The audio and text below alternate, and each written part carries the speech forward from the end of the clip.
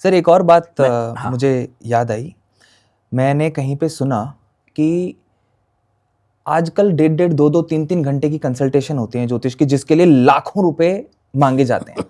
But एक छोटी सी कथा है जिसमें कहा गया कि माता पार्वती ने ज्योतिष को श्राप दिया कि तू इस समय से ज्यादा भविष्यवाणी नहीं दे सकता, बता नहीं सकता। बिल्कुल राइट।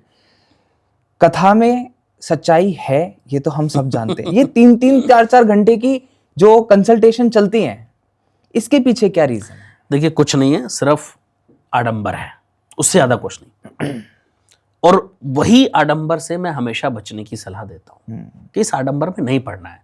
ज्योतिष के पास आप इसलिए मत जाइए कि आपको अपना फ्यूचर बदलना है। ज्योतिष के पास आप इसलिए कभी मत जाइए कि आप कहो जी आप मेरी कुंडली बांचना शुरू कर दो। ज्योतिष के पास आप एक पर्टिकुलर प्रॉब्लम के लिए जाइए। आपके करियर में दिक्कत आ रही है, आप जाइए। आपका बच्चे को आपको डिसाइड करना है किस फील्ड में वो बेहतर कर सकता है, आप जाइए ज्योतिष के पास।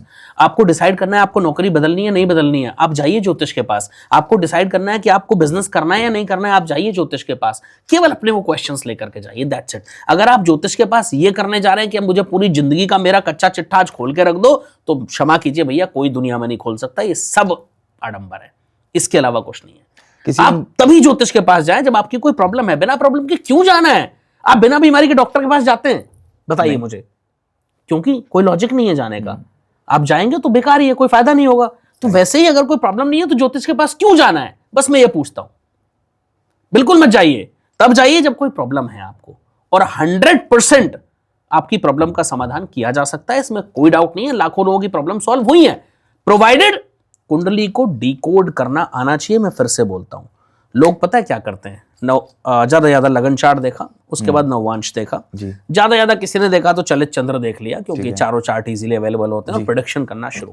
उनको पता ही नहीं है भाई ज्योतिष काम कैसे करता है। ज्योतिष आपको, मैं आज एक चीज बहुत, ध्रुव आपको शायद ज्योतिष की नॉलेज उतनी नहीं है, लेकिन पॉडकास्ट करके थोड़ा बहुत तो आधे ज्योतिष आप बन ही गए हो। 10% तो ठीक है, 5% बोल लेते हैं। हाँ, 5% बोल लेते हैं, चलो जो भी है, थोड़ी बहुत नॉलेज हो गई है। मैं आज आपको एक चीज बता देता हूँ।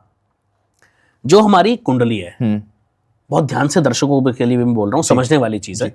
जो हमारी एक्चुअल कुंडली है, लगन कुंडली, वो हमारे कर्मों का लेखा जोखा है, जो हम लेकर के पैदा हुए। राइट। उन कर्मों का फल किस जन्म में मिलेगा, ये लगन कुंडली में नहीं लिखा। That is powerful. ये आपने जो बात बोली है ना, यही लोगों को समझ नहीं आता। वो कहां से देखेंगे हम? वो देखेंगे हम आपके नववांश से। अच्छा, नववांश में भी अब रुक जाइए, D1 से लेकर D60 चार्ट की मैं बात करता हूं, ठीक है।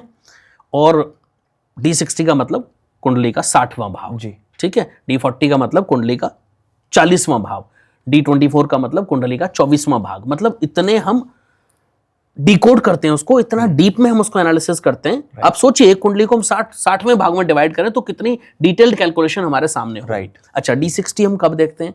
जब हमें तुम्हारे कार्मिक पैटर्न्स देखने हैं जो चले आ रहे हैं पिछले जन्मों के। पढ़ो कार्मिक पैटर्न्स, पढ़ता ही नहीं कोई ज्योतिष। बस प्रॉब्लम यही है कि कोई ज्योतिष आपके कार्मिक पैटर्न देखेगा ही नहीं, और वो आपको उपाय बताना शुरू कर देगा। राइट। और आप करते जाएंगे, फिर आप कहेंगे गुरुजी हम तो बहुत ज्योतिषियों के पास गए लेकिन लाभ नहीं हुआ। कहां से होगा?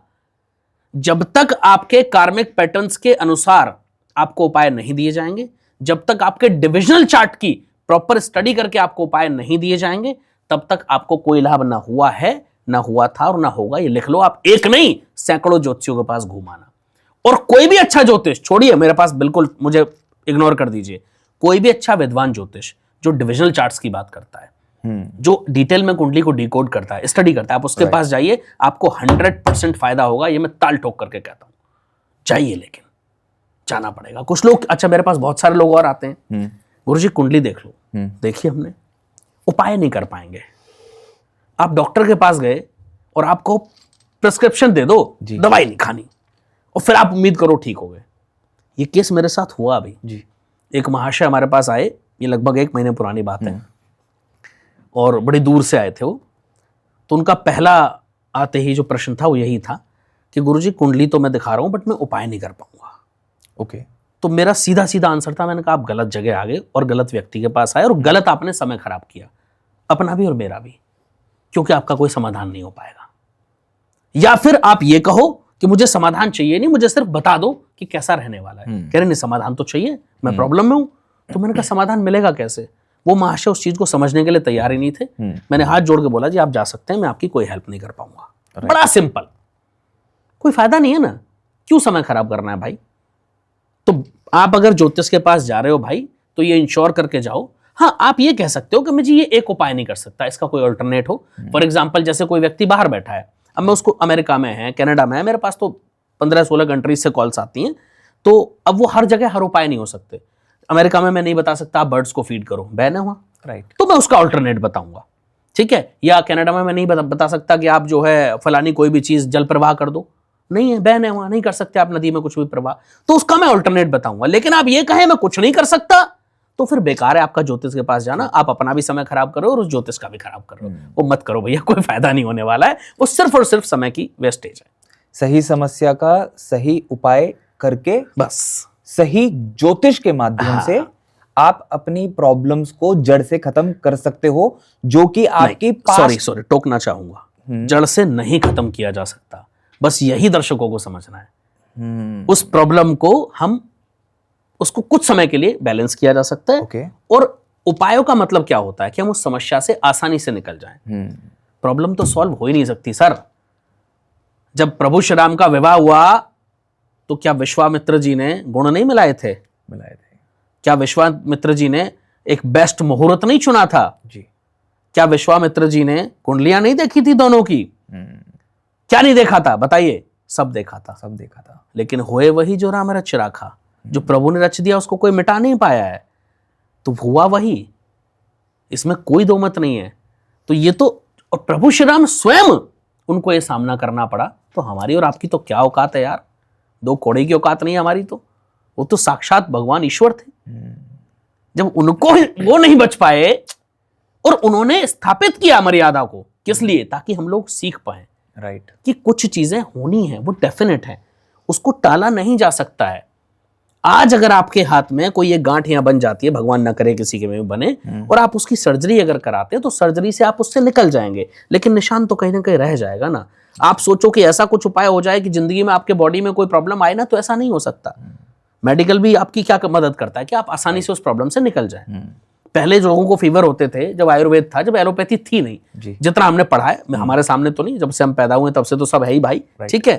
तो पहले आयुर्वेदिक जो वैद्य होते थे वो ट्रीटमेंट देते थे, राइट, तो बुखार उतरने में 4-5 दिन लग जाते थे, बिल्कुल, राइट। अभी जब से एलोपैथी मेडिसिन आ गई तब से क्या होता है, 1 घंटे में आप डोलो खाओ या जो भी पैरासिटामोल आती है, रैपिड इफेक्ट होता है। बस ये डिफरेंस है, ठीक है। और वैसे ही ज्योतिष भी बदली है।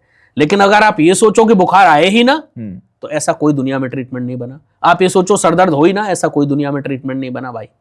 तो भाग्य नहीं बदला जा सकता। मैं फिर बोल रहा हूं 100% सॉल्यूशन कभी संभव नहीं है। आप उस सॉल्यूशन से आसानी से निकल जाएं, वो संभव है। आप कहते हैं कि मेरे ऊपर कर्जा हो गया करोड़ों का, मैं थोड़ी उतारूंगा भाई, उतारना आपको पड़ेगा, कर्जा आपने लिया है, राइट। मैं आपको रास्ता दिखा दूंगा कि आप इस रास्ते पर चलें ताकि आपकी इनकम बढ़ जाए। कर्जा कब उतरेगा? जब इनकम बढ़ेगी। चुटकी बजाने से कर्जा नहीं उतरेगा, ठीक है। किसी के फूंक मारने से, आशीर्वाद देने से कर्जा नहीं उतरेगा। कर्जा कब उतरेगा? जब इनकम बढ़ेगी। प्रैक्टिकली सोचो, मैं आपको ऐसे उपाय बताऊंगा कि आपकी कुंडली में ये प्रॉब्लम है, ये ग्रह आपकी इनकम में बाधक है, आप इसके ये उपाय कर लीजिए तो आपकी इनकम में बढ़ोतरी हो जाएगी। जब इनकम बढ़ेगी तो कर्जा अपने आप कम होना शुरू हो जाएगा। लेकिन अगर आप मेरे पास आ रहे हैं जी रातों रात मेरा कर्जा उतरवा दो, तो भैया मत आइए। मेरे क्या, किसी ज्योतिष के पास मत जाना, कोई फायदा नहीं होने वाला।